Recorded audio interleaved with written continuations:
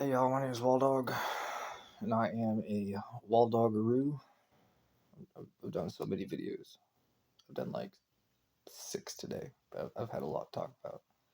And there's one thing I want to talk about because I just want to. I want to for many reasons, and I got so much to say about this specific topic, and I know it's good for me to talk about. And I could go on and on. But I'm just having fun. I enjoy making videos. I enjoy being inspired and speaking. Anyways, my name is Waldog, and I'm a vampire, and I want to talk about a very specific topic that's difficult for me to talk about and is complicated, and I don't understand. I understand the way I want to explain it in ways that I understand, and I know that I haven't made a video about this, and it's regards to vampires, and in regards to me. So I want to talk about it. I want to try to relax a bit. Showing too much skin. I want to talk about immortality.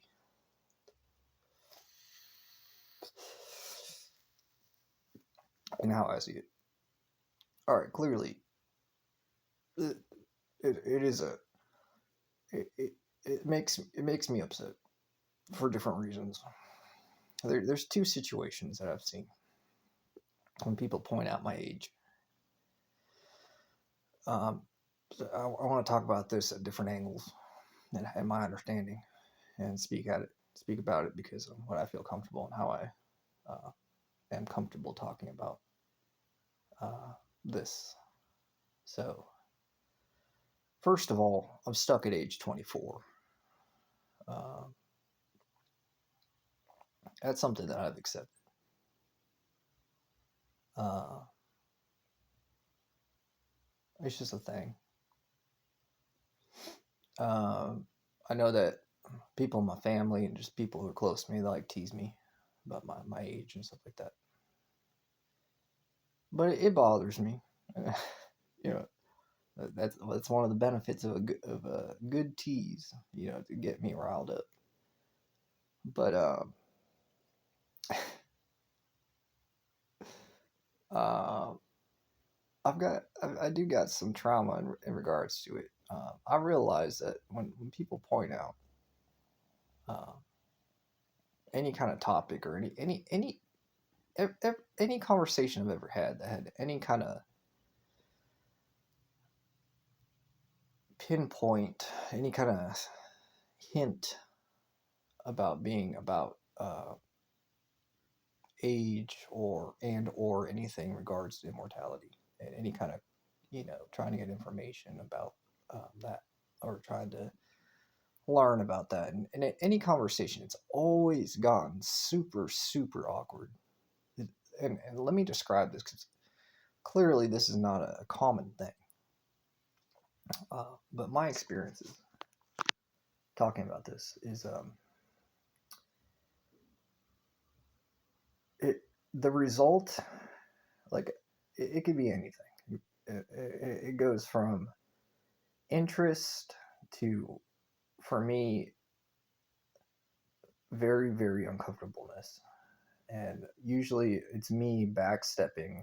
Like, I end up feeling like I need to joke or lighten the situation, and I'm like backing away. My I'm like, let's talk about something else, please. Clearly I don't know much about, you know I from my experience, clearly, what you see is what you get. I'm pretty, I'm not and the people that I'm familiar with, who are asking me about that kind of thing, or hinting, talking around it, uh, I don't like to see them that way. You can imagine kind of look. and the kind of interest. And I, it ain't, my body's reaction, my gut, my instincts is like, this ain't going anywhere that I want to go. I'm like, well, yeah, uh, I don't know much about uh, immortality, and when I say immortality in regards to my experience with my how I look and my age and stuff like that, and my body and supernatural stuff, I'm not talking about, hey, you're gonna live forever. I ain't talking about that at all. Or hey, anything about that, or no, like just straight no. No, I'm just talking about, and I joke around with it, so it's not too overwhelming for me to accept. I say, I joke around and say to myself, you know, semi, maybe in a way. And the immortality is such a big word. To me, it's almost like a bad word. It's not a good word. But I'm like, well, I don't. Maybe it's just like semi.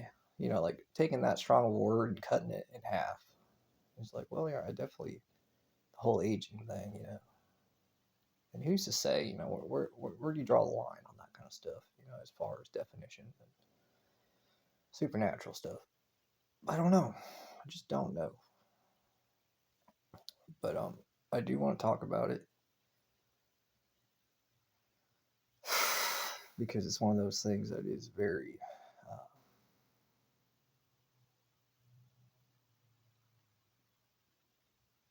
just overwhelming.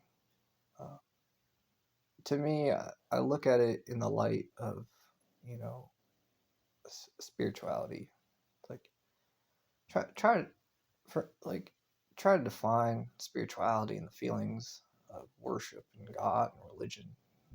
I mean, to me, those are experiences. Those are feelings. Those are, that you see the results. You see the change, and people's lives and stuff like that. It's not so much, to me personally. It's not the finer details, so to speak. It's not that. It is the practice and the result. I know it's way way more. There's a lot more to that, and I'd say a lot more to that, but I'm talking about this specific topic. That's how I see uh,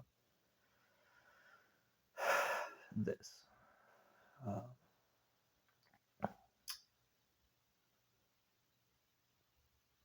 I'll admit that when I was younger, it was one of my fears. Uh, one of my fears to be uh, manipulated, to be, hell, I'll even say it, to be experimented on. Uh, Clearly that I feel like that's a rational fear, knowing,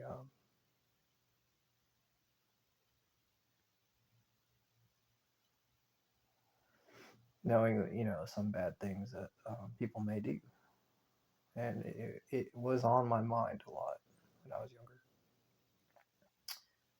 I've gotten to know people a lot better, and I'm very cautious, and in particular talking about certain conversational topics, and this is definitely one of them that I will not bring up in any kind of conversation. Um,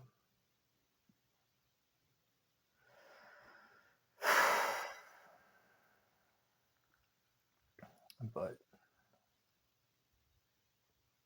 I don't know. How I look and how I am and who I am as a person has defined my lifestyle, the way I view the world and view reality. And because I've had to come to accept certain things that I didn't even know was real. until I, experienced it firsthand from myself, within myself. So, yeah, that's basically it. Uh,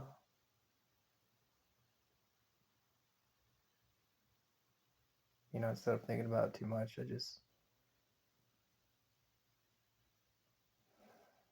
I guess I accept it to a certain, accept this, what I'm talking about, as I accept it to a certain degree, a certain level, a certain point, certain boundary, certain threshold. I accept it, and then I just give it over to God. My thought process, whatever thoughts, I just give it over to God, pray to God, and that's enough for me. And I hope that's enough for other people. It's hard to say that, but I hope that that is enough for other people to expect from me or to accept from me.